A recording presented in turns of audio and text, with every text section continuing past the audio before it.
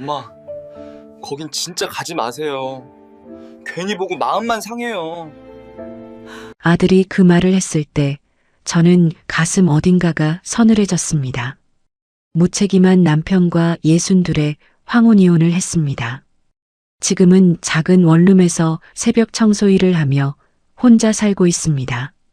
몸은 고됐지만 집은 조용했고 그 조용함이 처음엔 홀가분했습니다.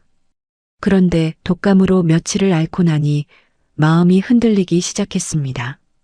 연락 한 번 없이 지방으로 내려간 65 남자가 혹시 혼자 쓰러져 있는 건 아닐까 싶었습니다. 미워서 갈라섰지만 그 걱정은 끊어지지 않았습니다. 그래서 멀리서 얼굴만 보고 오려 했습니다. 아무것도 바라는 게 없었습니다. 그런데 아들은 왜 제가 가보기도 전에 제 마음이 상할 걸 이미 알고 있었던 걸까요? 시작 전 구독과 좋아요로 함께 해주시고 어느 지역에서 듣고 계신지 댓글로 한 번씩만 남겨주세요. 그곳에 행복이 닿길 바라겠습니다. 62에 이혼을 했습니다. 주변에서 그 말을 들었을 때 다들 비슷한 반응이었습니다. 그 나이에 무슨 이혼이냐고, 이제 와서 뭘 바라는 거냐고, 그냥 참고 살면 안 되냐고요. 저도 처음엔 그 말들이 맞는 것 같았습니다. 참아야 한다고, 이 나이에 혼자 살면 뭐가 되냐고 스스로한테도 그렇게 말했으니까요. 그런데 어느 순간부터는 더 이상 그 말이 제 안에서 힘을 쓰지 못했습니다. 참는다는 게 버티는 게 아니라 그냥 사라지는 것처럼 느껴지기 시작했거든요. 남편 태식 씨가 정년퇴직을 한 건 62살 되던 해초였습니다. 오래 다닌 회사는 아니었고 중간에 몇 번 직장을 옮기면서도 그나마 버텨온 마지막 자리였습니다. 퇴직 당일엔 동료들이랑 저녁을 먹고 늦게 들어왔는데 그 얼굴이 꽤 홀가분해 보였습니다. 그때 저는 이상하게 그 표정이 마음에 걸렸습니다. 퇴직이 그렇게 홀가분할 수 있나 싶었거든요. 앞으로의 걱정보다 지금 이 편안함이 더 크게 느껴지는 사람 같았습니다. 처음 몇 달은 쉰다고 했습니다. 오래 일했으니 좀 쉬어야겠다고 몸도 추스르고 나서 다시 뭔가 찾아보겠다고 했습니다. 저는 그 말을 믿었습니다. 믿으려 했다는 게 더 정확하겠지만요. 그런데 그 몇 달이 반년이 됐고 반년이 1년이 됐습니다. 새벽에 나가던 발길이 없어지고 낮에도 소파에 앉아 텔레비전을 보는 날이 길어졌습니다. 뭔가 알아보고 있냐고 물으면 알아보는 중이라고 했고 연락해 볼 때가 있냐고 하면 있다고 했습니다. 하지만 그 알아보는 중이 몇 년째 이어졌습니다. 생활비가 빠듯해지기 시작한 건 퇴직하고 두 번째 해부터였습니다. 퇴직금이 있었지만 그게 언제까지 버텨줄 리 없었습니다. 저는 그 전부터 상가 건물 청소 일을 하고 있었는데 거기에 더해 근처 화장실 관리 일도 맡았습니다. 새벽 5시에 나가서 오전을 마치고 오후엔 다른 건물 한 곳을 더 돌았습니다. 허리가 늘 뻐근했고 손등이 갈라지는 날도 있었습니다. 그래도 그게 제 몫이라고 생각했습니다. 그 사람이 다시 일어설 때까지만 버티면 된다고 생각했으니까요. 그런데 더 서러웠던 건 가난 자체가 아니었습니다. 냉장고가 비어도 전기요금 고지서가 쌓여도 반찬 살 돈이 모자라도 늘 제가 먼저 움직였습니다. 그게 싫었던 게 아니에요. 움직이는 건 할 수 있었습니다. 그런데 그 옆에서 그 사람이 같이 버티려는 마음이 보이지 않았습니다. 그게 제일 힘들었습니다. 형편이 어려운 게 아니라 형편이 어려운데 혼자라는 느낌. 그 느낌이 쌓이는 게 제일 무거웠습니다. 태식 씨는 미안하다는 말을 자주 했습니다. 새벽에 나가는 저를 보며 미안하다고 했고 밥상에 반찬이 없으면 미안하다고 했고 제가 지쳐 보이면 미안하다고 했습니다. 처음엔 그 말이 위로가 됐습니다. 그래도 알고 있구나 싶어서요. 그런데 그 미안하다는 말 뒤에 달라지는 게 아무것도 없었습니다. 미안하다는 말이 반복되면 반복될수록 그 말이 달라지려는 의지가 아니라 그냥 그 순간을 넘기려는 말처럼 들리기 시작했습니다. 나중엔 그 말이 제일 무책임하게 들렸습니다. 차라리 아무 말도 안 하는 게 나을 것 같았습니다. 어느 날 저녁이었습니다. 퇴근하고 들어오니 태식 씨는 소파에 누워 있었고 부엌엔 그릇 하나도 씻겨 있지 않았습니다. 뭐 먹었냐고 물었더니 라면 끓여 먹었다고 했습니다. 그 말에 저는 아무 말도 하지 않았습니다. 사실 말이 나오지 않았습니다. 밥솥엔 밥이 있었고 냉장고엔 달걀이 있었고 김치도 있었습니다. 그걸 꺼내 밥 한 그릇 차리는 것도 하지 않은 사람이 텔레비전 앞에 누워 있었습니다. 저는 그날 그릇을 씻으면서 손이 물속에 잠겨 있는 채로 한참 울었습니다. 소리는 내지 않았습니다. 그냥 눈물이 흘렀습니다. 그게 마지막이었습니다. 더 버티겠다는 말도 이제 끝내겠다는 말도 처음엔 없었습니다. 그냥 그날 이후로 제 안에서 뭔가가 조용히 꺼졌습니다. 억울함도 아니고 분노도 아니고 그냥 힘이 빠진 것처럼요.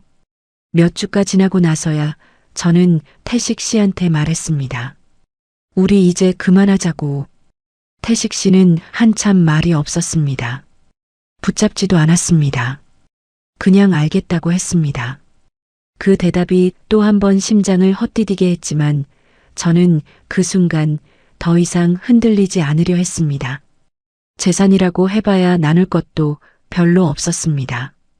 전세 보증금에서 제 몫을 챙겨 나왔고 작은 원룸을 구했습니다.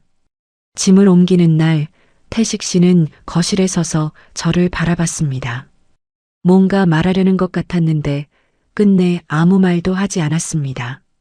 저도 하지 않았습니다. 그렇게 문을 닫고 나왔습니다. 원룸은 좁았습니다. 창문 하나, 싱크대 하나, 침대 하나. 그게 전부였습니다. 처음 며칠은 그 공간이 어색했습니다. 그런데 이상하게 몸이 먼저 편해졌습니다. 새벽에 나가도 눈치 볼 사람이 없었고 들어와서 아무 말 없이 누워도 됐습니다. 그 조용함이 홀가분했습니다. 아, 내가 얼마나 긴장하면서 살았나 싶었습니다. 그런데 시간이 지나자 이상하게 마음 한구석이 자꾸 허전해졌습니다. 미워서 헤어진 건 맞는데 그렇다고 완전히 남처럼 잊히는 건 또 아니었습니다. 40년이라는 세월이 그렇게 하루아침에 정리되는 게 아니더군요. 태식 씨가 어디서 어떻게 사는지 가끔 궁금하기도 했습니다. 아들한테 물어보면 잘 지낸다고만 했고 저도 더 묻지 않았습니다. 이혼한 마당에 전 남편 근황을 챙기는 게 이상해 보일 것 같았으니까요. 그러면서도 마음 어딘가에 작은 불씨처럼 남아 있었습니다. 그러다 독감이 왔습니다. 처음엔 그냥 감기려니 했습니다. 그런데 이틀째 되던 날 밤 열이 오르면서 손발에 힘이 빠지기 시작했습니다. 물을 마시려고 일어났다가 어지러워서 그대로 주저앉았습니다. 주변엔 아무도 없었습니다. 전화를 해야 하나 싶었지만 누구한테 해야 할지도 막막했습니다. 아들한테 하면 며느리가 불편할 것 같고 괜히 호들갑 떨기도 싫었습니다. 결국 혼자 이불을 당겨 덮고 아침이 오길 기다렸습니다. 그 새벽에 문득 태식 씨가 떠올랐습니다. 65에 연락도 없이 지방에 내려간 사람. 끼니는 챙겨 먹고 있을까? 아플 때 옆에 아무도 없는 건 아닐까? 제가 그 새벽에 느낀 그 막막함을 그 사람도 혼자 견디고 있는 건 아닐까요? 미움과 걱정은 같이 있을 수 있더군요. 그 두 가지가 이상하게 공존했습니다. 몸이 조금 나아지자 저는 결국 마음을 굳혔습니다. 한 번만 가보자고. 붙잡으러 가는 것도 아니고 따지러 가는 것도 아닙니다. 멀리서 얼굴만 보고 그냥 살아있는지 확인하고 돌아오면 된다고 생각했습니다. 그것만으로 충분하다고 생각했습니다. 그때만 해도 저는 정말 몰랐습니다. 제가 걱정해서 찾아가는 그 길 끝에 저만 빠진 채 이미 다 끝난 가족의 판이 기다리고 있을 줄은요. 왜 아들은 아버지 얘기만 나오면 자꾸 말을 흐렸을까요? 아들한테 말을 꺼낸 건 몸이 어느 정도 나아지고 나서였습니다. 전화를 하면서도 어떻게 말해야 할지 한참 생각했습니다. 전 남편 근황을 묻는 게 이상하게 들릴 수도 있었고 괜히 아들 입장을 곤란하게 만드는 것 같기도 했습니다. 그래서 처음엔 그냥 안부 전화처럼 시작했습니다. 요즘 어떻게 지내냐고, 손주는 잘 크고 있냐고, 밥은 잘 먹고 있냐고요. 아들은 늘 그렇듯 짧게 대답했습니다. 잘 지낸다고, 바쁘다고, 별일 없다고. 그러다 제가 슬쩍 꺼냈습니다. 아버지 요즘 어떻게 지내는지 아느냐고요. 전화기 너머로 잠깐 침묵이 흘렀습니다. 짧은 침묵이었는데 그게 이상하게 길게 느껴졌습니다. 아들은 곧 대답했습니다. 잘 지내겠지, 뭐. 그 말투가 너무 가볍게 넘어가는 것 같았습니다. 잘 지낸다가 아니라 잘 지내겠지였으니까요. 직접 알고 있는 사람의 말이 아니라 모르는 척하는 사람의 말처럼 들렸습니다. 저는 그냥 넘길 수도 있었는데 그날따라 그게 마음에 걸렸습니다. 혹시 연락하고 지내냐고 다시 물었습니다. 아들은 가끔 한다고 했습니다. 그러면서 빠르게 말을 돌렸습니다. 엄마는 몸은 다 나아졌냐고, 요즘 일은 어떠냐고요. 저는 그 말을 따라가지 않았습니다. 그래서 어떻게 사는 것 같더냐고, 밥은 잘 챙겨 먹고 있는 것 같냐고 물었습니다. 아들은 또 짧게 잘 지내는 것 같다고만 했습니다. 더 이상 구체적인 말은 하지 않았습니다. 그때 제가 말했습니다. 한번 가볼까 싶다고요. 그 말이 끝나기도 전에 아들 목소리가 달라졌습니다. 엄마, 거긴 진짜 가지 마세요. 괜히 보고 마음만 상해요. 단호했습니다. 부탁하는 말투가 아니라 막으려는 말투였습니다. 저는 그 순간 이상했습니다. 아버지가 어렵게 살고 있는 거라면 엄마가 상처받을 게 뭐가 있다는 건지, 오히려 불쌍하게 사는 모습을 보면 마음이 아플 수는 있어도 상처를 받는다는 표현은 달랐습니다. 상처는 예상보다 나쁜 걸 봤을 때 받는 게 아니라 예상과 전혀 다른 걸 봤을 때 받는 거니까요. 저는 왜 마음이 상하냐고 물었습니다. 아들은 대답하지 않았습니다. 그냥 괜히 복잡해진다고, 엄마가 가봤자 좋을 게 없다고만 했습니다. 저는 더 다그치지 않았습니다. 전화를 끊고 나서도 그 말이 자꾸 마음속에서 맴돌았습니다. 괜히 보고 마음만 상해요. 그 말이 뭔가를 알고 하는 말처럼 들렸습니다. 가보면 뭔가 있다는 걸 알면서 하는 말처럼요. 그날 밤은 잠이 오지 않았습니다. 천장을 보며 이런저런 생각을 했습니다. 태식 씨가 지방에 내려가서 어떻게 사는지, 왜 아들이 그렇게까지 말리는 건지, 별의별 생각이 다 들었습니다. 혹시 몸이 많이 안 좋아진 건 아닐까? 그래서 아들이 엄마가 충격받을까봐 미리 막는 건 아닐까? 그 생각이 가장 먼저 들었고, 그러니까 더 걱정이 됐습니다. 이상한 건 그 다음이었습니다. 걱정이 쌓이다 보면 이런저런 가지를 치게 됩니다. 몸이 안 좋은 게 아니라면 왜 마음이 상한다는 건지, 혼자 쓸쓸하게 사는 모습이 안쓰러워서 그러는 건지, 아니면 또 다른 이유가 있는 건지. 그 생각들이 꼬리를 물었지만 저는 애써 정리하려 했습니다. 너무 앞서 나가지 말자고, 직접 보기 전까지는 모르는 거라고 스스로한테 말했습니다. 그런데 며칠이 지나도 그 말이 머릿속에서 지워지지 않았습니다. 괜히 보고 마음만 상해요. 아들이 그 말을 한 건 저를 걱정해서였을 겁니다. 그런데 저를 걱정한다면 뭘 보게 될지 알고 있다는 뜻이기도 했습니다. 알고 있어야 막을 수 있는 거니까요. 아무것도 모르면서 가지 말라고 할 수는 없잖아요. 그 생각이 한번 자리를 잡자 더는 떨쳐내기가 어려웠습니다. 결국 저는 스스로 마음을 굳혔습니다. 아들한테 다시 물어봐도 대답이 달라질 것 같지 않았습니다. 제대로 말해줄 생각이 없는 사람한테 계속 물어봐야 돌아오는 건 흐릿한 말뿐이라는 걸 그쯤엔 알 것 같았습니다. 그러면 직접 가서 확인하는 수밖에 없었습니다. 가서 멀리서라도 한번 보고 정말 괜찮은지만 눈으로 확인하고 돌아오면 된다고 생각했습니다.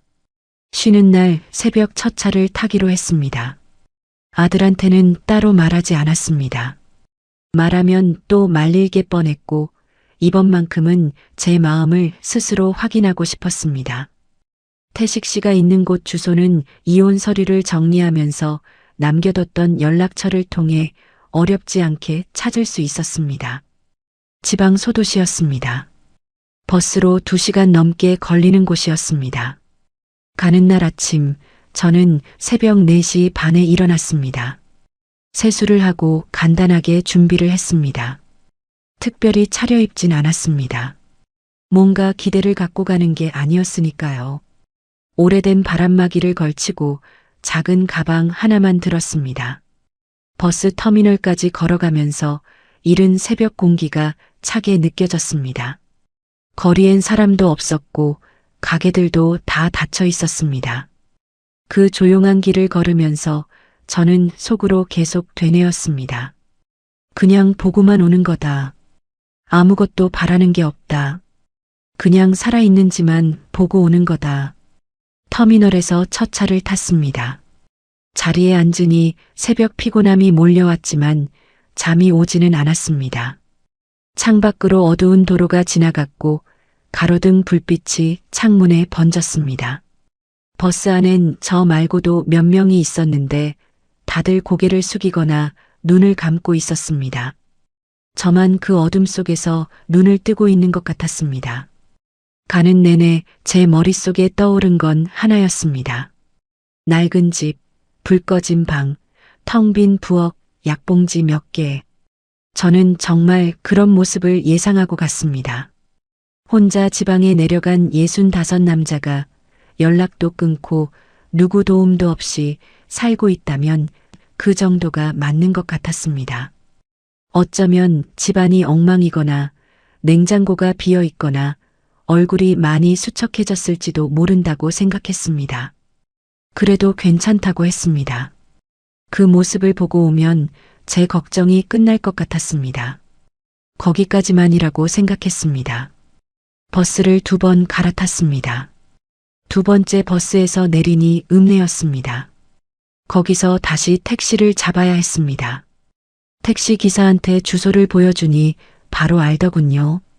어디쯤인지 설명도 없이 차를 출발시켰습니다. 그 동네 사람들은 다 아는 길인 것 같았습니다. 저는 그게 왜인지 그 순간엔 생각하지 않았습니다. 택시를 타고 20분쯤 들어갔을까요? 창밖으로 풍경이 달라지기 시작했습니다. 읍내의 낡은 건물들이 사라지고 길 양쪽으로 낮은 산과 논밭이 이어졌습니다. 제가 상상했던 그 쓸쓸한 시골집이 어딘가 있겠구나 싶었습니다. 마음의 준비를 했습니다. 어떤 모습을 봐도 담담하게 보고 오자고요. 그런데 택시가 멈춘 곳은 제 예상과 전혀 달랐습니다. 아들은 왜 제가 보기도 전에 제 마음이 상할 걸 알고 있었을까요? 택시가 떠나고 나서도 저는 한동안 그 자리에 서 있었습니다. 발이 움직이지 않았습니다.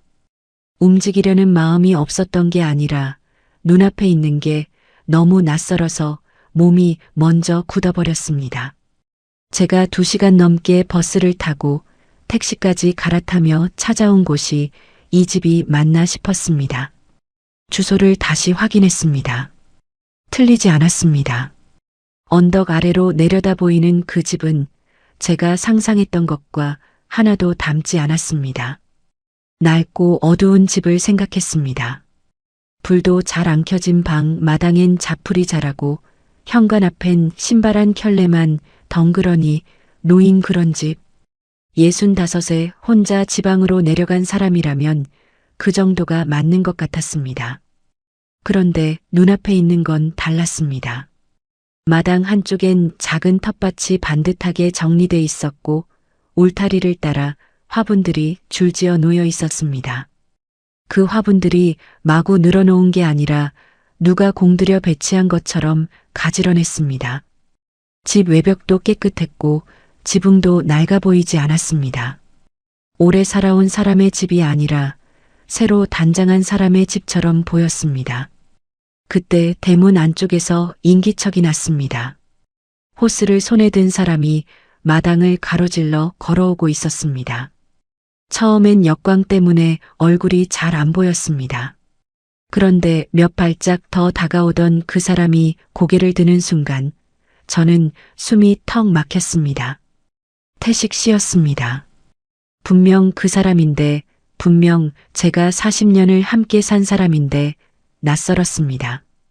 제가 알던 그 사람은 소파에 늘어져 있거나 밥상 앞에서 멍하니 앉아 있거나 아니면 미안하다는 말을 입에 달고 사는 사람이었습니다. 그런데 지금 눈앞에 있는 사람은 달랐습니다. 단정한 작업복을 입고 있었고 얼굴빛이 좋았습니다. 헬쑥하거나 수척한 기색이 없었습니다. 오히려 살이 조금 오른 것도 같았습니다. 햇볕을 맞으며 마당에 물을 주는 그 모습이 어색하지 않았습니다. 오래 이렇게 살아온 사람처럼 자연스러웠습니다. 저는 대문 안으로 한 발도 들어가지 못하고 그 자리에 서 있었습니다. 그때 마당 한쪽에서 또 다른 인기척이 들렸습니다. 처음엔 시야 가장자리로 스쳤습니다.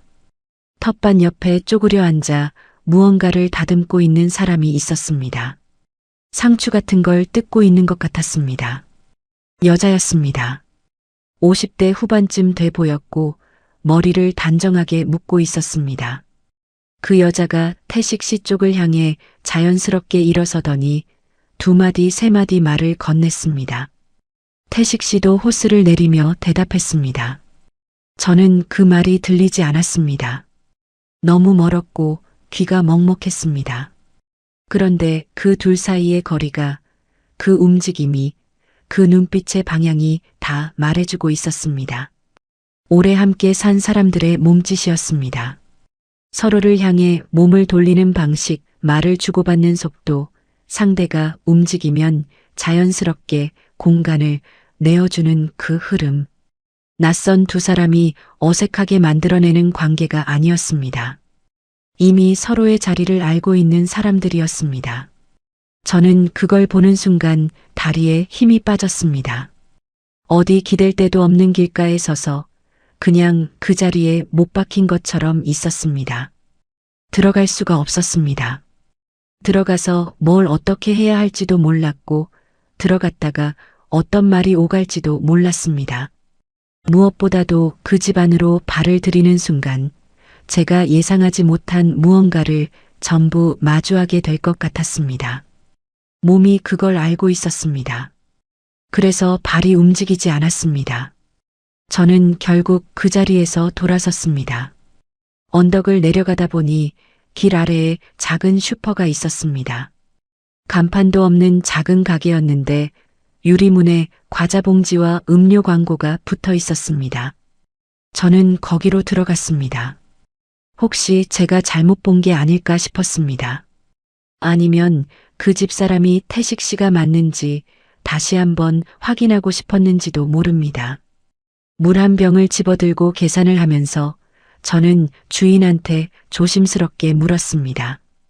언덕 위에 있는 전원주택에 사는 분이 혹시 강 씨냐고요? 슈퍼 주인은 아무렇지도 않게 대답했습니다.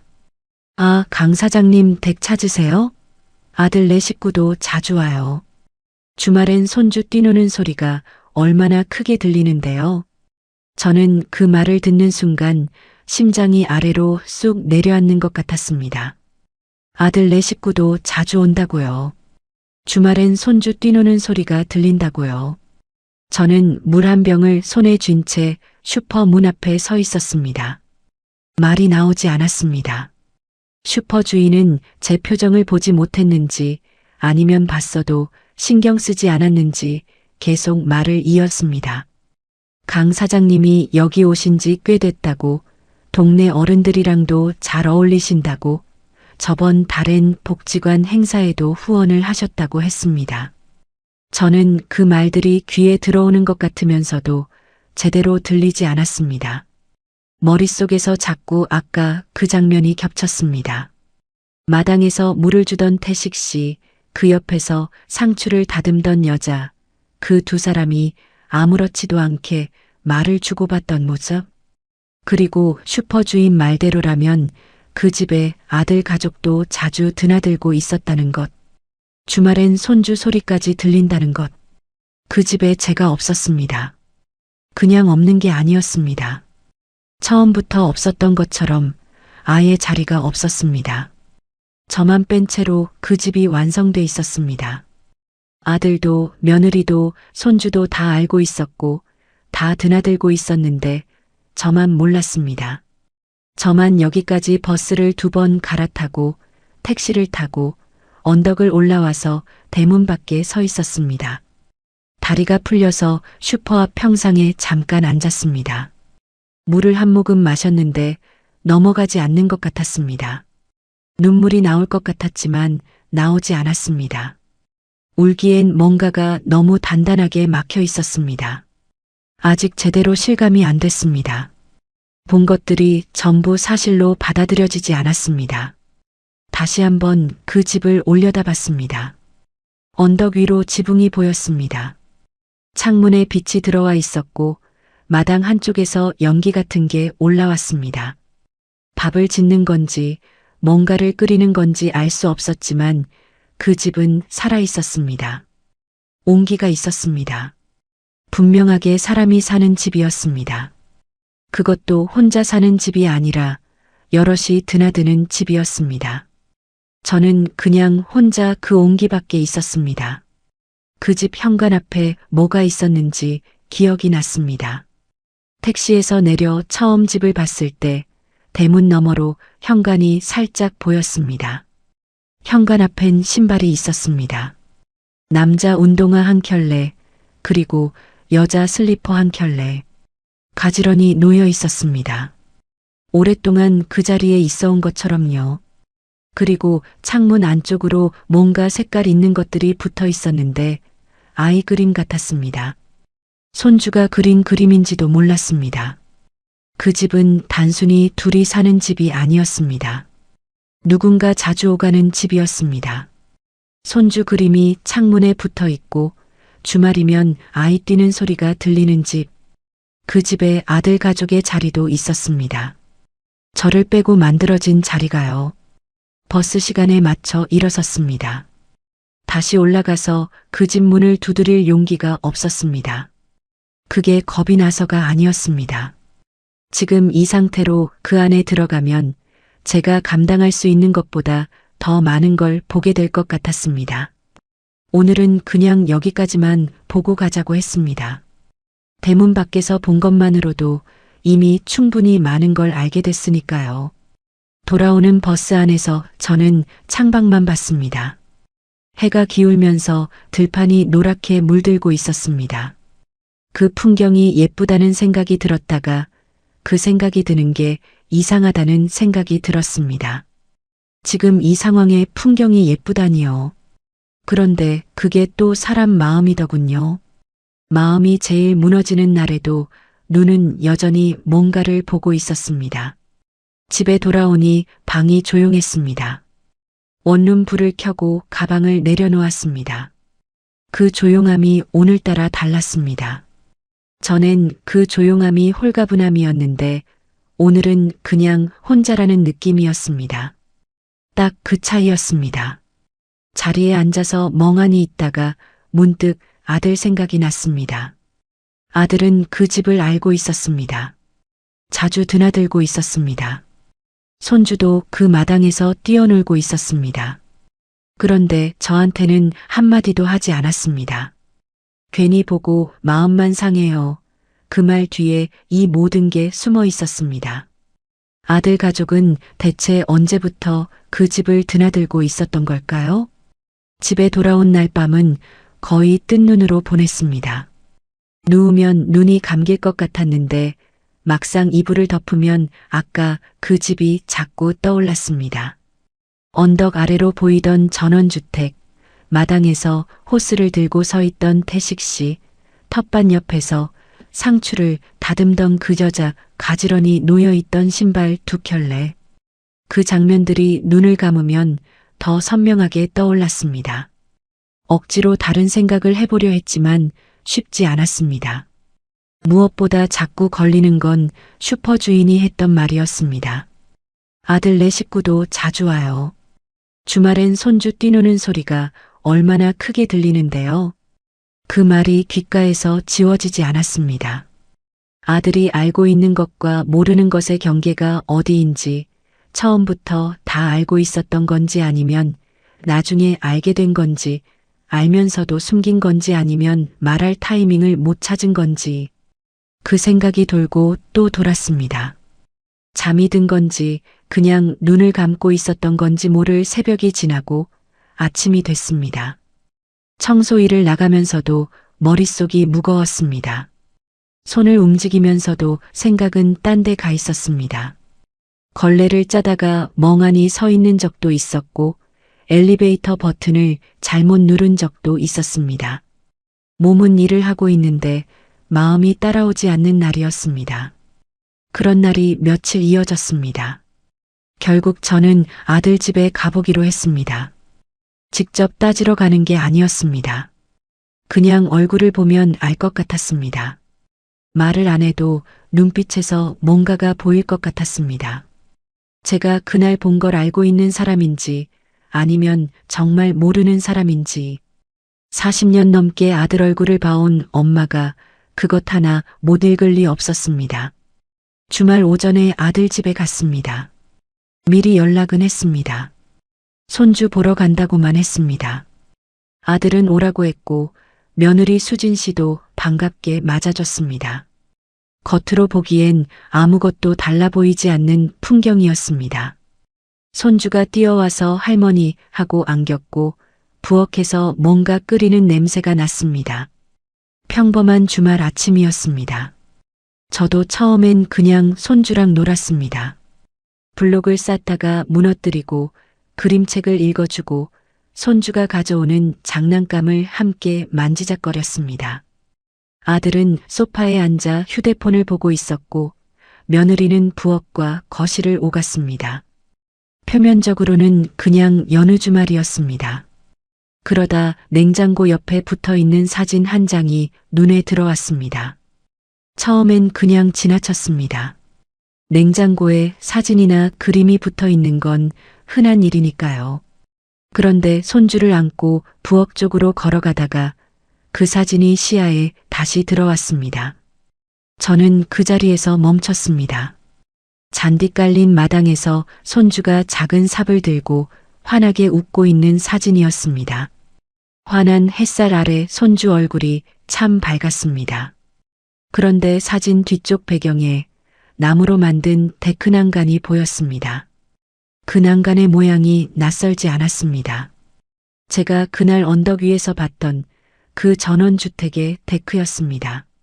숨이 잠깐 멎었습니다. 손주가 그 집 마당에서 삽을 들고 웃고 있었습니다. 사진 속 손주 표정이 너무 해맑았습니다.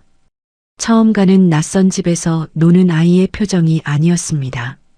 자주 가서 익숙한 곳에서 노는 아이의 표정이었습니다. 저는 그 사진을 손에 들고 아들한테 물었습니다. 이거 어디냐? 목소리가 평소보다 낮게 나왔습니다. 화를 낸 게 아니었는데 그 짧은 말에 뭔가가 담겨 있었나 봅니다. 아들이 고개를 들었고 제 손에 들린 사진을 보는 순간 표정이 굳었습니다. 소파에서 일어서려다 멈추는 것 같았습니다. 부엌에 있던 며느리도 그 순간 하던 손을 멈췄습니다. 설거지 소리가 딱 끊겼습니다. 그 짧은 정적이 모든 걸 말해줬습니다. 아무 말하지 않아도 됐습니다. 두 사람 다 알고 있었습니다. 그 집이 어딘지, 그 사진이 어디서 찍혔는지, 그게 무슨 의미인지 다 알면서 지금까지 저한테 말하지 않았습니다. 아들은 한참 뒤에야 입을 열었습니다. 엄마, 괜히 복잡하게 만들지 마세요. 그 말을 듣는 순간 가슴이 막혔습니다. 복잡하게 만들지 말라고요. 이게 복잡한 게 맞긴 합니다. 그런데 복잡하게 만든 게 누구냐고 묻고 싶었습니다. 저는 아무것도 한 게 없었습니다. 그냥 몰랐을 뿐이었습니다. 저만 빼고 다들 알고 있었고, 저만 빼고 그 집을 드나들고 있었는데, 그걸 이제 와서 물어보는 제가 복잡하게 만드는 사람이 되는 건지요. 저는 목소리를 높이지 않으려 했습니다. 그 자리에서 소리를 지르면 아무것도 들리지 않는다는 걸 알고 있었습니다. 그래서 최대한 차분하게 물었습니다. 저 집이 어디냐고. 아버지가 거기서 누구랑 사는 거냐고. 왜 나한테 한마디도 안 했냐고. 아들은 시선을 피했습니다. 바닥을 보거나 옆을 보거나 제 눈을 똑바로 보지 않았습니다. 그러면서 말했습니다. 잘 지내신다고, 이제는 엄마가 모르는 게 낫다고, 알아봤자 상처만 받는다고. 그 말들이 연달아 나왔습니다. 마치 미리 준비해둔 것처럼요. 저는 그 말을 들으면서 오히려 더 차가워졌습니다. 상처받을 걸 알고 숨긴 거라면 그건 저를 배려한 게 아니었습니다. 그냥 마주하기 싫어서 피한 거였습니다. 며느리는 그 자리에서 말이 없었습니다. 부엌에서 거실로 나오긴 했는데 아들 뒤에 서서 시선을 내리깔고 있었습니다.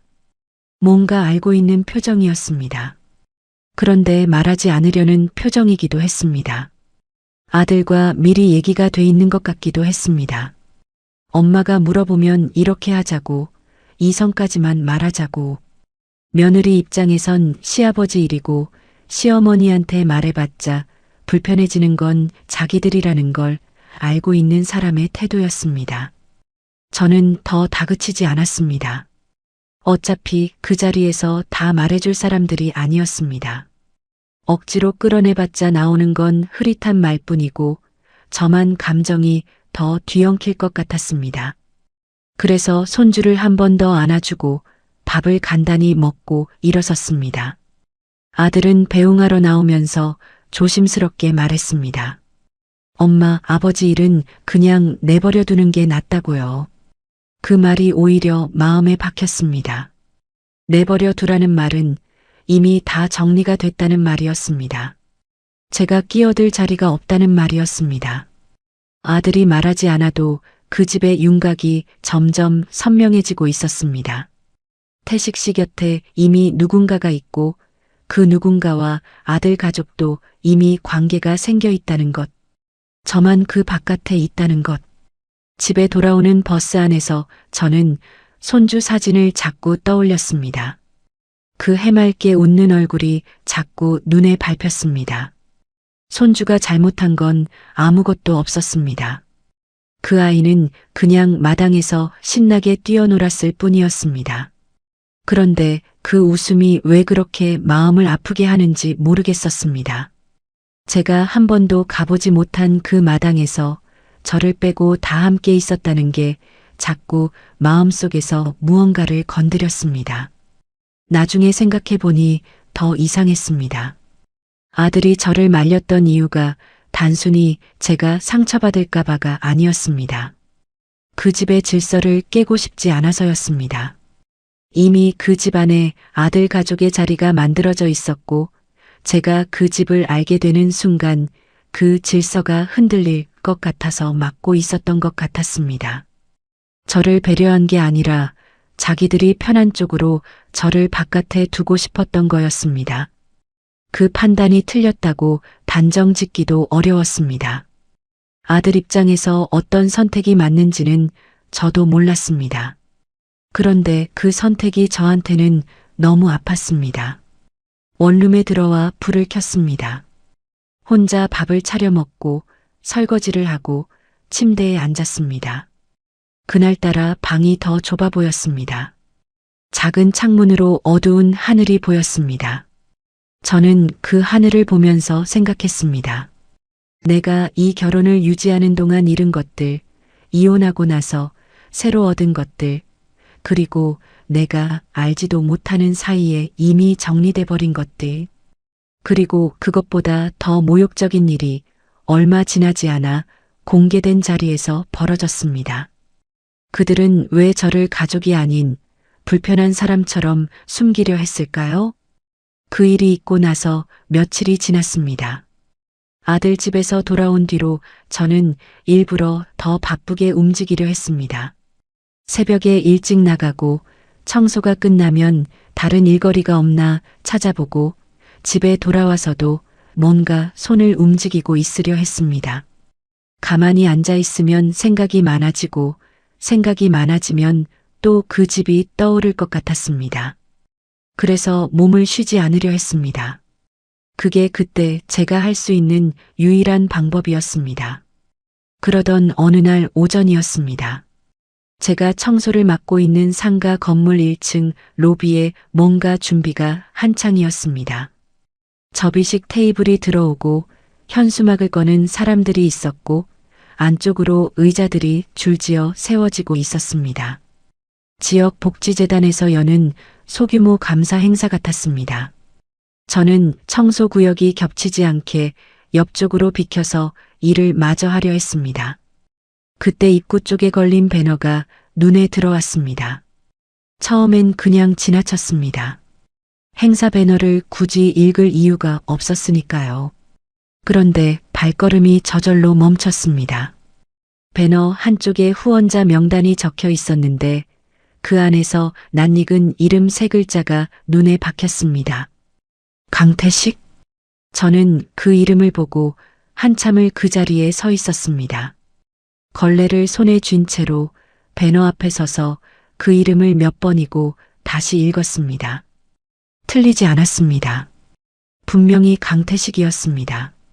평생 생활비 걱정만 하던 사람이 퇴직하고 나서도 돈이 없다고 했던 사람이 이혼할 때 재산이라고는 나눌 것도 없다고 했던 그 사람이 후원자로 이름이 올라 있었습니다. 믿기지 않았습니다. 그런데 믿기지 않는다고 해서 눈앞에 있는 게 사라지는 건 아니었습니다.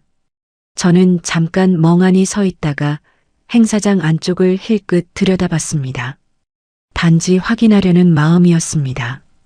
혹시 동명이인인지 아니면 정말 그 사람인지. 그리고 저는 그대로 숨이 막혔습니다. 행사장 안쪽에 태식 씨가 있었습니다. 정장 차림이었습니다. 제가 함께 살던 20년 넘는 세월 동안 명절이나 경조사 때 말고는 잘 입지 않던 정장을 입고 있었습니다. 그런데 그게 어색하지 않았습니다. 그 자리에 자연스럽게 서 있었습니다. 주변 사람들과 인사를 나누고 고개를 끄덕이고 웃는 얼굴이었습니다. 그리고 그 바로 옆에 그 여자가 있었습니다. 처음 봤습니다. 그날 그 집 마당에서 멀리서 봤을 때와 달리 이번엔 꽤 가까이서 보게 됐습니다. 50대 후반으로 보였고 단정한 차림이었습니다. 태식 씨 옆에서 행사 관계자로 보이는 사람과 이야기를 나누고 있었는데 그 모습이 너무 자연스러웠습니다. 태식 씨 일정을 같이 챙기는 사람처럼 이 자리에 함께 오는 게 당연한 사람처럼 서 있었습니다. 두 사람은 행사장 안에서 나란히 움직였습니다. 자리를 안내받을 때도 같이 움직였고 누군가와 인사를 나눌 때도 자연스럽게 나란히 섰습니다. 사람들은 그 둘을 함께 대했습니다. 따로 설명하거나 소개하지 않아도 이미 다 아는 사이처럼요. 그 장면 자체가 저한테는 하나의 대답이었습니다. 그리고 행사장 뒤쪽에 아들과 며느리, 손주가 앉아 있었습니다. 그 순간 저는 비로소 전체 그림이 보였습니다. 태식 씨, 그 여자, 아들 가족. 그 사람들이 한 공간에 자연스럽게 있었습니다. 어색하거나 불편한 기색이 없었습니다. 이미 여러 번 이런 자리를 함께한 사람들처럼 보였습니다. 그 집이 단순히 전 남편이 새 여자랑 사는 집이 아니었습니다. 아들 가족까지 이미 그 안에 들어가 있는 완성된 새 가족의 공간이었습니다. 그리고 저는 그 바깥에 서 있었습니다. 청소 도구를 들고 로비 한쪽에서 그 장면을 보고 있었습니다. 가족이 아니라 그 건물에서 일하는 사람으로 저는 그 순간 내가 지금 어디에 서 있는지를 너무 선명하게 느꼈습니다. 그때 그 여자가 저를 봤습니다. 행사장 쪽에서 나오다가 눈이 마주쳤습니다. 저는 피하지 않았습니다. 피할 이유가 없었습니다. 그 여자는 잠깐 저를 살피더니 사람들 앞에서 너무도 태연하게 말했습니다. 아, 태식 씨 예전 인연 되시는 분이시죠? 목소리가 낮지도 않았습니다. 주변에 사람들이 있는 자리에서 한 말이었습니다. 예전 인연. 그 단어가 귀에 들어오는 순간 저는 아무 말도 하지 못했습니다. 할 말이 없어서가 아니었습니다. 너무 많아서였습니다. 예전 인연이라니요. 40년을 함께 살았습니다. 새벽마다 일어나 밥을 차렸고 아픈 날에도 출근했고 생활비가 모자라면 제가 더 일했습니다. 아들을 낳고 키우면서 잠을 줄였고 명절이면 온종일 부엌에 서 있었습니다. 그 세월이 예전 인연 네 글자로 정리됐습니다. 그것도 사람들 앞에서 너무 가볍게. 손이 차가워졌습니다. 화가 났는지 서러웠는지 모욕감인지 딱 잘라 말하기 어려웠습니다. 그냥 여러 가지가 한꺼번에 올라왔습니다. 목이 잠기는 것 같았습니다. 저는 그 자리에서 아무 말도 하지 않고 돌아섰습니다. 청소 도구를 챙겨서 그냥 걸어 나왔습니다. 그 자리에 더 있을 이유가 없었습니다. 밖으로 나와 건물 옆 계단에 잠깐 앉았습니다. 바람이 조금 불었습니다. 손이 아직도 차가웠습니다. 심호흡을 몇 번 했습니다. 울고 싶었는데 눈물이 나오지 않았습니다. 아까부터 자꾸 그랬습니다. 울어야 할 것 같은 상황인데 몸이 따라주지 않았습니다. 그냥 멍했습니다. 그날 저녁 저는 아들한테 전화를 했습니다. 오늘 행사장에서 봤다고, 거기 왜 있었냐고, 그 여자가 누구냐고 물었습니다. 아들은 처음에 또 얼버무렸습니다. 그냥 아버지 행사에 같이 간 거라고, 엄마가 거기 있을 줄 몰랐다고 했습니다. 저는 그 말을 자르고 다시 물었습니다. 그 여자가 아버지랑 같이 사는 거냐고, 아들은 얼마나 됐냐고. 한참 침묵이 흘렀습니다. 아들이 결국 말했습니다. 이혼하고 나서 아버지가 지방으로 내려갈 때 이미 알고 지내던 사람이라고 했습니다. 처음엔 생활을 정리하는 걸 도와주는 정도였는데 나중엔 병원도 같이 다니고 집도 함께 알아보고 하면서 가까워졌다고요. 지금은 아버지 건강관리며 요양 상담까지 그 여자가 챙기고 있다고 했습니다. 아들 목소리는 담담했습니다. 마치 어쩔 수 없는 일이라는 듯이, 그냥 그렇게 됐다는 듯이요. 저는 그 담담함이 오히려 더 아팠습니다. 아들한테 이건 당연한 일이 됐구나 싶었습니다. 아버지 곁에 그 여자가 있는 게 이미 일상이 돼버린 사람의 말투였습니다. 저는 전화를 끊고 나서 한참 앉아 있었습니다. 새 여자가 있다는 게 충격이 아니었습니다. 이혼한 사람이 새 인연을 만나는 건 있을 수 있는 일이었습니다. 제가 견디기 힘들었던 건 다른 것이었습니다. 늙고 아프고 힘들 때 옆에서 챙겨주는 사람의 자리, 병원에 같이 가주고 약을 챙겨주고 불편한 몸을 돌봐주는 그 자리, 그게 이미 그 여자한테 넘어가 있었습니다. 저는 걱정해서 찾아갔습니다. 혼자 쓰러져 있는 건 아닐까 싶어서 끼니는 챙겨 먹는 건지 걱정돼서 버스를 2번 갈아타고 찾아갔습니다. 그런데 그 사람 인생에서 저는 이미 가장 바깥으로 밀려나 있었습니다. 제가 걱정하던 그 자리에 이미 다른 사람이 들어와 있었고 그 사람이 병원도 같이 가고 집도 같이 알아보고 요양 상담까지 챙기고 있었습니다. 그제야 아들이 왜 그렇게까지 저를 말렸는지 알 것 같았습니다. 제가 가서 상처받을 장면은 전 남편이 잘 사는 모습이 아니었습니다. 제자리가 완전히 대체된 현실이었습니다. 그것도 단순히 연인 자리가 아니라 늙어서 아플 때 곁에 있어줄 사람의 자리까지요. 아들은 그걸 알고 있었고 그래서 막았습니다. 막는 게 맞다고 생각했을 겁니다. 어쩌면 그게 아들로서 할 수 있는 최선이었는지도 모릅니다. 그런데 막는다고 사실이 달라지는 건 아니었습니다. 저는 알게 됐습니다. 보게 됐습니다. 예전 인연이라는 말도 들었습니다. 이미 다 알아버린 뒤에는 모르는 척할 수가 없었습니다. 그 말들이 몸속 어딘가에 박혀서 쉽게 빠져나오지 않았습니다. 잠자리에 들기 전에 저는 오래 생각했습니다. 이대로 그냥 넘어갈 것인지, 모른 척하고 없는 척하고 그냥 살아갈 것인지, 그렇게 하면 편할 수도 있었습니다. 아무도 불편하지 않고 아무것도 달라지지 않고 그냥 각자의 자리에서 살아가는 거니까요. 그런데 그게 되지 않았습니다. 예전 인연이라는 말이 자꾸 귀에 걸렸습니다. 40년이 그 말 한마디로 지워지는 게 맞는 건지 저는 그게 자꾸 마음에 걸렸습니다. 결국 저는 마음을 굳혔습니다. 따지러 가는 게 아니었습니다. 돈을 받아내려는 것도 아니었습니다. 단지 묻고 싶었습니다. 왜 저를 없는 사람처럼 만들었는지 그 한 가지만 물어보고 싶었습니다. 아들은 왜 그 사실을 알면서도 끝까지 제게 숨겼을까요? 만남 자리를 만드는데 생각보다 오래 걸렸습니다. 아들한테 말했습니다. 아버지랑 한번 마주 앉고 싶다고 따지러 가는 게 아니니 자리를 만들어 달라고요. 아들은 처음에 왜 굳이 그래야 하냐고 했습니다.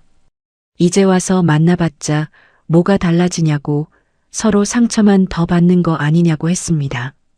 저는 그 말에 흔들리지 않았습니다. 달라지는 게 없어도 괜찮다고 했습니다. 그냥 할 말이 있다고 그 말을 직접 하고 싶다고 했습니다. 아들은 며칠을 더 미적거렸습니다. 연락이 없는 날엔 제가 먼저 문자를 넣었습니다. 자리 만들어줄 수 있냐고 짧게 끝낼 테니 걱정하지 말라고요. 결국 아들이 나를 잡아줬습니다. 아들 집 근처 작은 카페였습니다. 태식 씨도 오기로 했다고 했습니다. 아들도 그 자리에 같이 있겠다고 했습니다. 약속한 날 저는 일찍 나섰습니다. 특별히 차려입진 않았습니다. 그냥 평소에 깔끔하게 입는 옷을 골랐습니다. 거울을 보면서 잠깐 멈췄습니다. 62에 이혼하고 작은 원룸에서 새벽 청소 일을 하며 살고 있는 여자. 그게 저였습니다. 초라하다는 생각이 들었다가 그 생각을 그냥 내려놓았습니다. 오늘 제가 그 자리에 가는 건 초라함을 확인하러 가는 게 아니었으니까요. 카페에 먼저 도착했습니다. 창가 자리에 앉아서 바깥을 봤습니다. 사람들이 지나가고 차가 다니고 아무것도 모르는 거리가 평범하게 흘러가고 있었습니다. 커피를 한 모금 마셨습니다.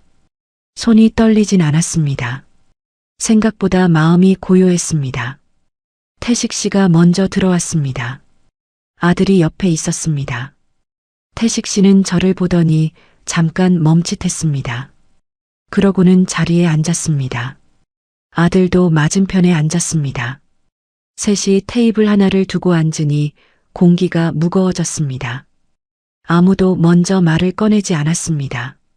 잠깐의 침묵이 길게 느껴졌습니다. 저는 먼저 입을 열었습니다. 저는 돈 달라고 나온 게 아니에요.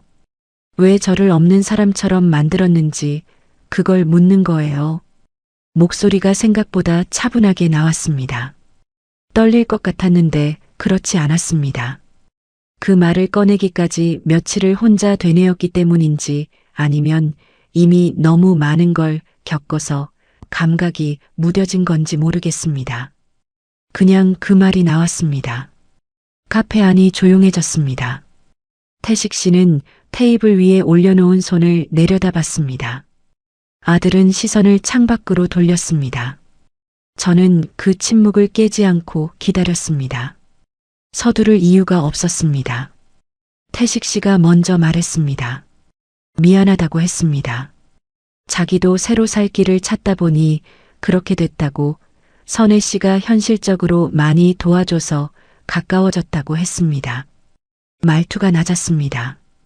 예전처럼 미안하다는 말을 가볍게 넘기는 투가 아니었습니다. 그래도 저는 그 말이 모든 걸 설명해 준다고 느끼지 않았습니다. 저는 고개를 끄덕이지 않았습니다. 새 인연이 생긴 거, 그분이 태식 씨를 챙기는 거, 그건 뭐라고 할 수 없어요.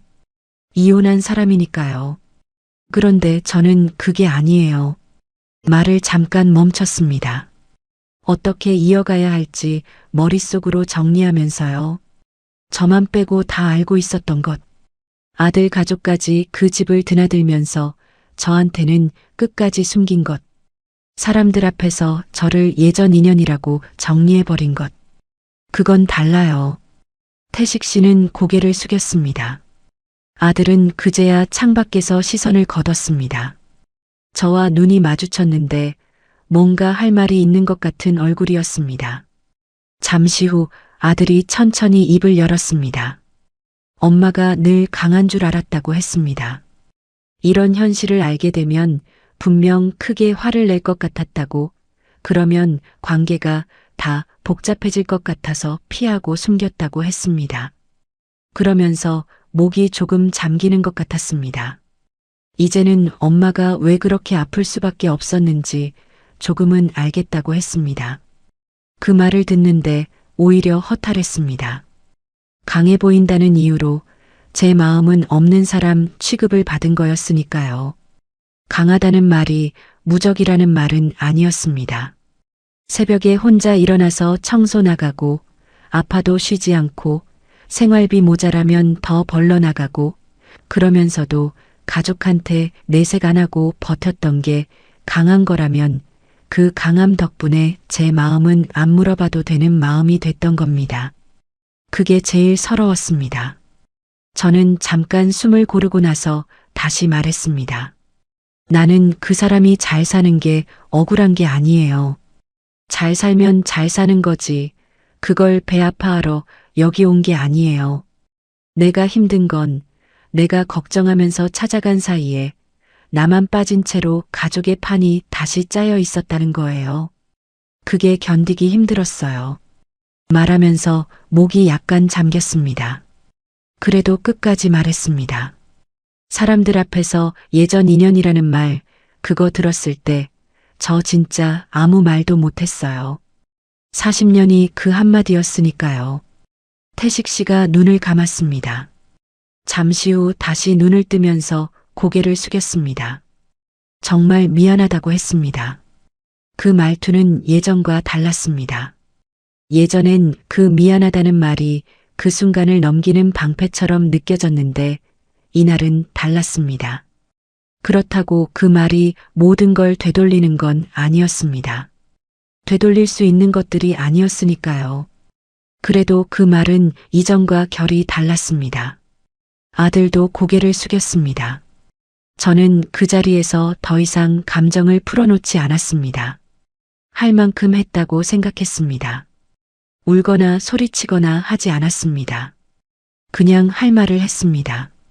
그것만으로도 충분했습니다. 대신 마지막으로 한 가지만 분명히 했습니다. 앞으로 어디서든 저를 없는 사람처럼 말하지 말아요. 사람들 앞에서든 손주 앞에서든 어디서든 40년을 함께 산 사람이라는 사실까지 지워버리진 말아요. 그것만 지켜줘요. 태식 씨가 알겠다고 했습니다. 아들도 고개를 끄덕였습니다. 짧은 대답이었지만 저는 그걸로 됐다고 생각했습니다. 더 많은 걸 받아내려 한 게 아니었으니까요. 저는 처음부터 그 한 가지만 원했습니다. 사람 취급. 그게 전부였습니다. 카페를 나오면서 공기가 달랐습니다. 들어갈 때와 나올 때가 같은 날인데 다르게 느껴졌습니다. 무거운 게 내려간 건지 아니면 그냥 몸이 지쳐서 감각이 무뎌진 건지 정확하지 않았습니다. 그래도 걸음이 들어갈 때보다 가벼웠습니다. 버스를 타고 집으로 돌아오는 내내 창밖을 봤습니다. 거리가 지나가고 사람들이 지나가고 저녁이 오고 있었습니다. 저는 그 풍경을 보면서 처음으로 정리가 됐습니다. 제가 이 모든 걸 겪으면서 제일 힘들었던 게 뭔지, 전 남편이 잘 사는 게 아니었습니다. 새 여자가 생긴 게 아니었습니다. 내가 걱정하면서 찾아간 사이에 나만 빠진 채 가족의 판이 다시 짜여 있었다는 사실이었습니다. 그 사실이 제일 오래 아팠습니다. 집에 돌아와 불을 켰습니다. 좁은 원룸이었지만 그날은 그 좁음이 다르게 느껴졌습니다. 초라한 게 아니라 온전히 제 공간이라는 느낌이었습니다. 아무도 저를 불편하게 만들지 않는 자리. 여기선 제가 예전 인연이 아니었습니다. 그냥 오명자였습니다. 며칠 뒤 아들한테 먼저 연락이 왔습니다. 밥은 먹었냐고, 요즘 어떻게 지내냐고 짧은 문자였습니다. 그전엔 늘 제가 먼저였는데 아들이 먼저 연락을 했습니다. 저는 잘 지낸다고 답했습니다. 그리고 손주 보러 가도 되냐고 물었습니다. 아들은 언제든지 오라고 했습니다. 그 문자를 보면서 마음이 조금 풀렸습니다. 모든 게 원래대로 돌아간 건 아니었습니다. 아들이 저한테 숨겼던 시간이 없어지는 것도 아니었고 예전 인연이라는 말이 지워지는 것도 아니었습니다.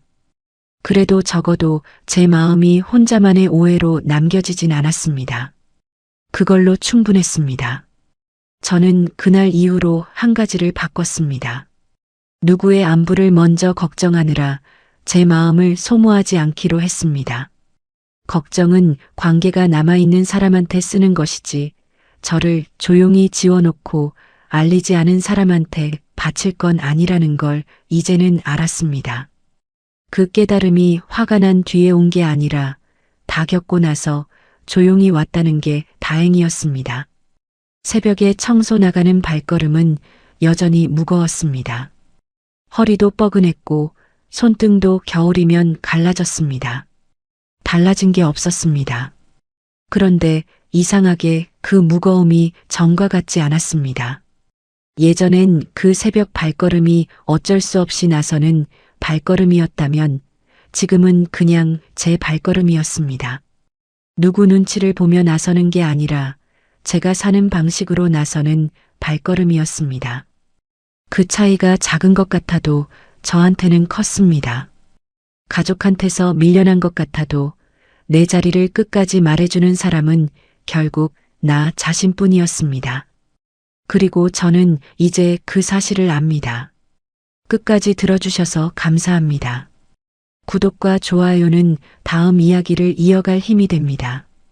그리고 주인공에게 한 줄 응원을 댓글로 남겨주시면 그 마음까지 함께 전해두겠습니다.